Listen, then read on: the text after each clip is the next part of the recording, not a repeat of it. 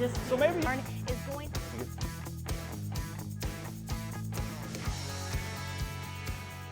Hello and welcome to Inside Jacksonville, a production of the University of North Florida School of Communication and the CW17.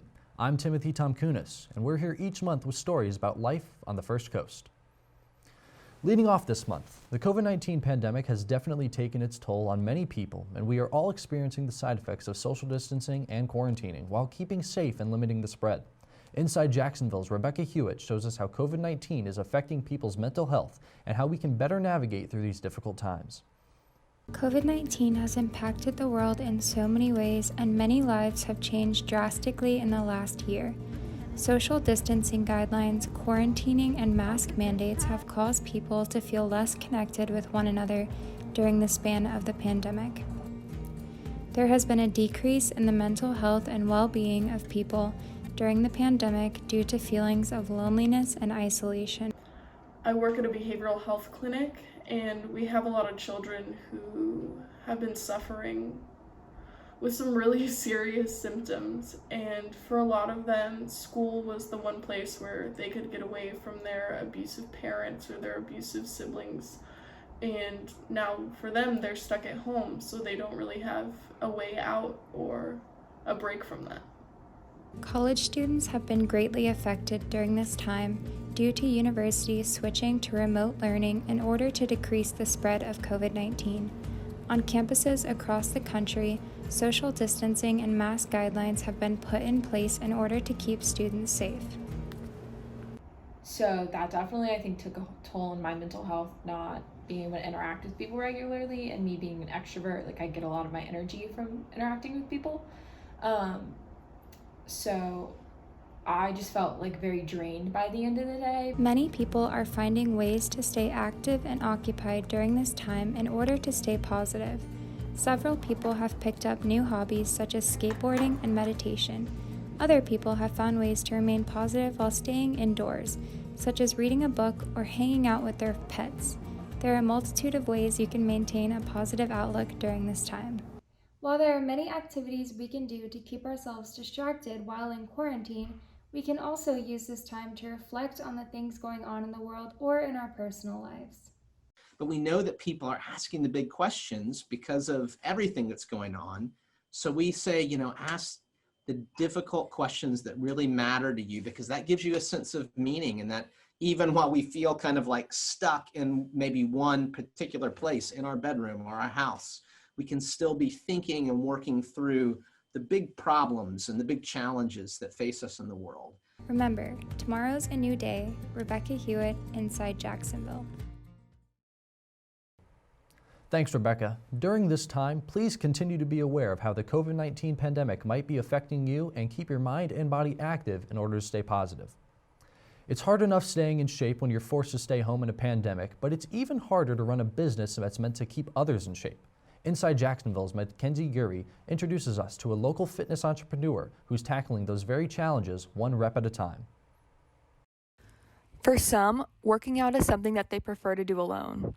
And for others, they prefer a group setting. Fitness by Christy is a local fitness company run by Christy Tilden, who started it after a long career in television news.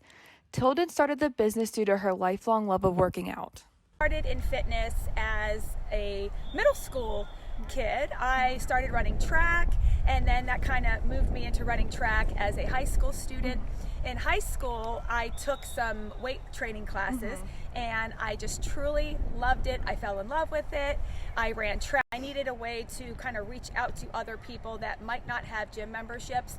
So during the whole COVID quarantine, I was laid off from my job temporarily, and even though I had started my Fitness by Christy business a little bit before that, it wasn't really doing as well as I had liked. So when I had some time to kind of think about what I really wanted to do with my fitness career, I just went with it, started just taking the nerve to do some virtual classes through my Fitness by Christy page, and it has been just so wonderful. So many. Christy is real high energy, personality forward, friendly, and cheerful. Mackenzie Gurry, Inside Jacksonville. Getting started on the path to fitness isn't easy, but the journey always starts with those first few steps. A local nonprofit organization is fighting to conserve 245 acres of Jacksonville Beach's marshland, and it will need to be a community effort for it to succeed. Inside Jacksonville's Jennifer Ronzon explores the efforts being made to save and protect one of our beach's most vital natural resources. The North Florida Land Trust, a nonprofit organization dedicated to preserving North Florida's natural resources, has reached an agreement with Brian Small of the Small Group LLC to purchase 245 acres of marshland along the Intercoastal Waterway off JTB. Small intended to develop the land into a neighborhood of luxury homes. The agreement comes as a win to the NFLT, who plans to preserve the land. Well, it's huge from an environmental standpoint and from an economic standpoint, actually. From an environmental standpoint, salt marshes are incredibly important to ecosystems. So there's tremendous values in terms of the environmental values, also the economic values, because it's preventing flooding. The small islands lay adjacent to Jacksonville Beach's Cradle Creek Preserve, as well as a University of North Florida Foundation property. The preservation of the small islands will create 1,200 contiguous acres of protected land along the Intercoastal Waterway. The preservation of the salt marsh is vital to protecting the habitats of the area's native species, as well as protecting the homeowners who live along the Intercoastal Waterway from rising sea levels. As ocean levels rise, we're going to start to lose what's currently salt marsh. It's going to become inundated too much. It's going to be flooded too much, and those grasses will die. Well, some of these higher areas may become the functional salt marsh, and so we really need to better understand that. And I think there are some higher elevation areas. So although we're often thinking, well, we should be flattening things down to current salt marshes, we really need to think of the future, because projected sea level rise by NOAA could be 30 centimeters in 50 years. That's significant.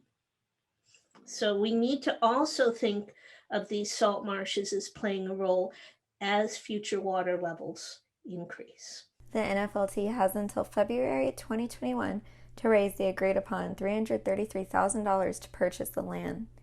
The NFLT is looking to raise $350,000 total to cover additional costs of acquiring the property. We have reached out to the community. We certainly have done some media. We intend to do more. We're now beginning to reach out into the city of Jacksonville Beach and into Ponte Vedra Beach in particular, and to talk to folks about the importance of that property. We're hoping that we get a large donor who perhaps would put up a matching grant. We're talking to one or two of those that might do a matching grant for us. We'll probably do it with individual donors, however. I'm Jennifer Ronzon with Inside Jacksonville. The North Florida Land Trust efforts don't end here.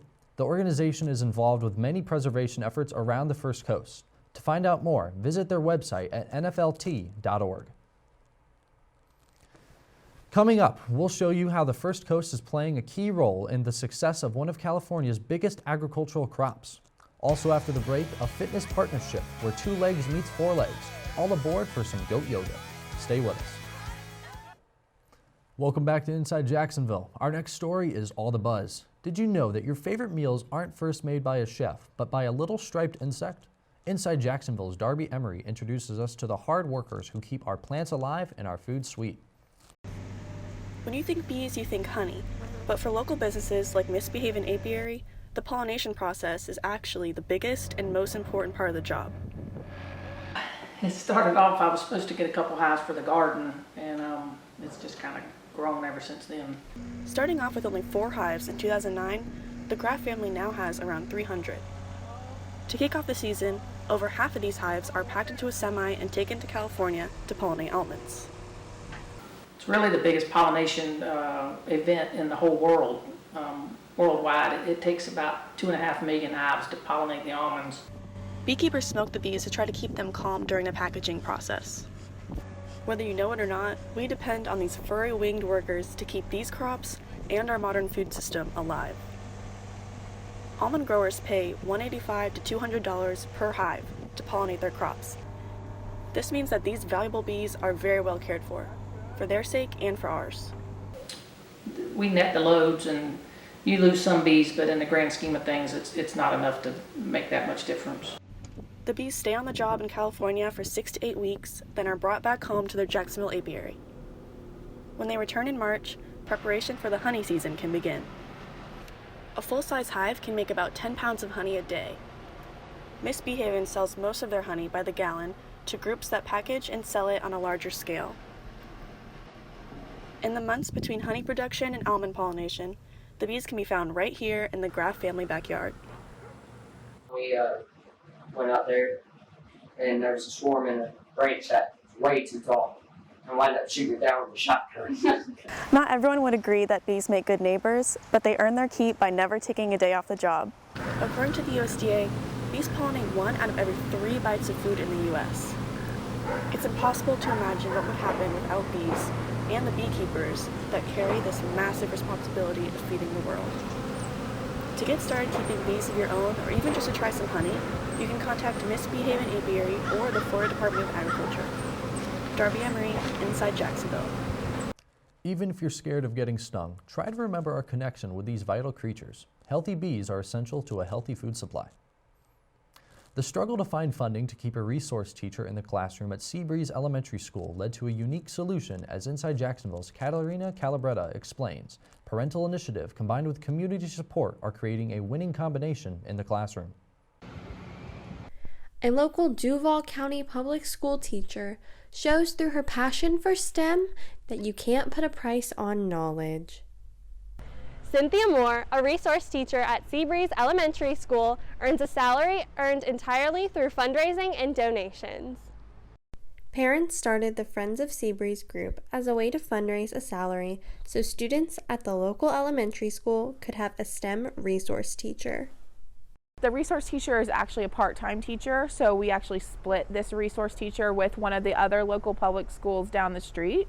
So, it's just one of those things. There's a lot of schools out there. It's competitive, and so for the public schools, we want to provide the best resources that we can to our students. And so, we've been trying to fundraise here for almost 2 years. Friends of Seabreeze uses a marketing feedback survey for nonprofits called Express Feedback for Good. So it's kind of a marketing type program where you as a consumer are giving feedback about all hundreds of different products. And for every survey that's filled out, the school gets $2. The organization or our school would get $2. And each person that signs up can fill out a total of 75 surveys, so $150 total. According to Brandon, the Duval County Public School System offers a variety of options to choose from when picking a school. She says that parents just want to have the best education for their kids. So we were really stuck with the challenge of how do we come together as a community and fundraise when we can't even gather for a school event. Seabreeze is excited that they were able to come up with a solution to this, especially during a pandemic. To use social media and just our word of mouth and then our communication in-house, because all of our teachers have newsletters and correspondence with their families, and we just kind of boosted morale by giving them weekly touch-ins of showing them how we were raising funds, and it actually worked out. Katarina Calabretta, Inside Jacksonville.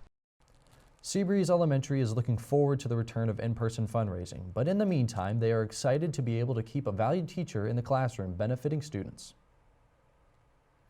We've all seen this unlikely exercise combination play out on social media. Goats and yoga. It's real, and as Inside Jacksonville's Kayla Chenard shows us, goat yoga is right here on the First Coast. Yoga is an experience many would describe as a spiritual journey to discovering oneself. But yoga with goats is just farm fun for everyone. Shannon Peters found herself organizing goat yoga at her home, Little Peeps Farmer for a Day, in 2018. She never expected to enjoy it so much, and neither did her goats. I mean, I know my goats really well, and their personalities, and I love them. And it was really cool to see other people that, they have a perception of what a goat might be, and they're really just affectionate animals. After the first session, Shannon saw the potential to initiate goat yoga in Jacksonville. It was a phenomenon that was accidentally discovered in Oregon in 2016. Just like the discovery of goat yoga was accidental, Nancy Hatton could not have imagined where she ended up. Never in a million years did I think I would be teaching yoga on a farm, but I do. I just love them. I didn't realize that they were such sweet creatures. Goats aren't animals you run into every day, leaving people to believe they are just typical mean, smelly farm animals. But in reality, they are soft, kind animals that are just constantly looking for love and affection. They are also talented climbers. Goats are known as mountain animals, meaning they can climb almost anything, even mountains, and make it look easy. However, that also means they can climb on people's backs while doing yoga. Shannon can't keep up with the demand for people who want to attend her goat yoga sessions. She constantly has a waiting list for people signing up, eager to attend a goat yoga session. It's an exciting experience that people didn't think would take off.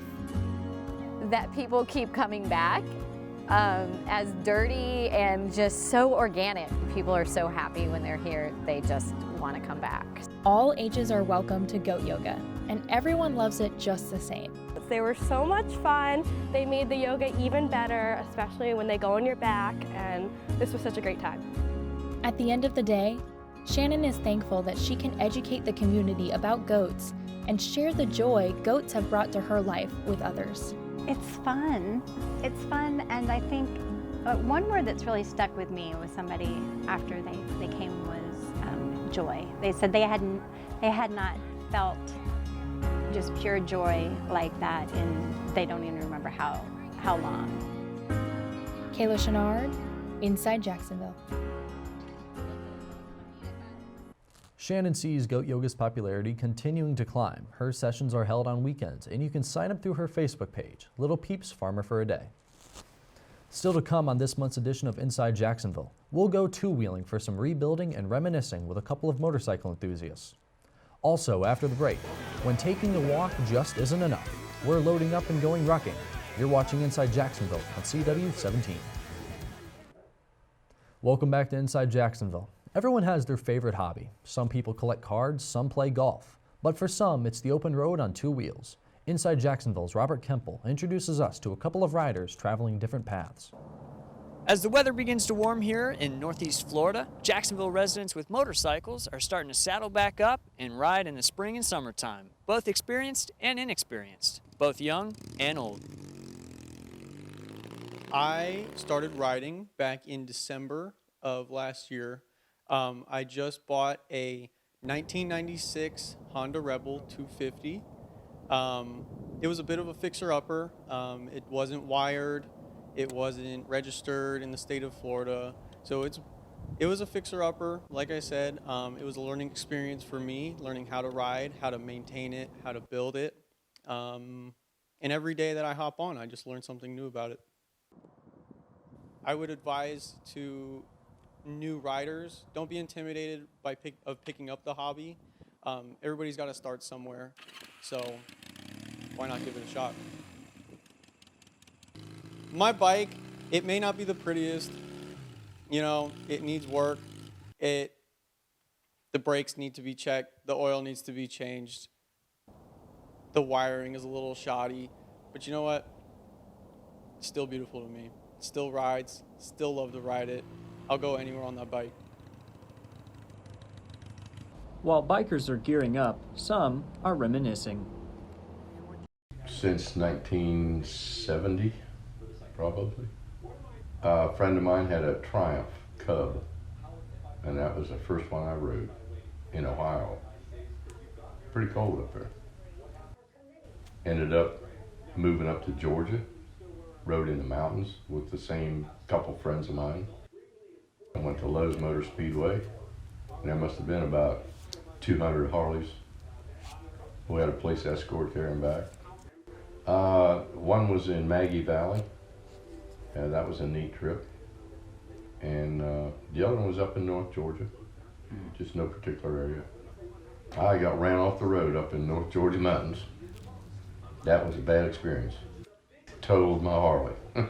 I bruised up, scraped up a little bit. But just don't try and exceed your capabilities. Remember to always wear proper safety gear when riding on a motorcycle.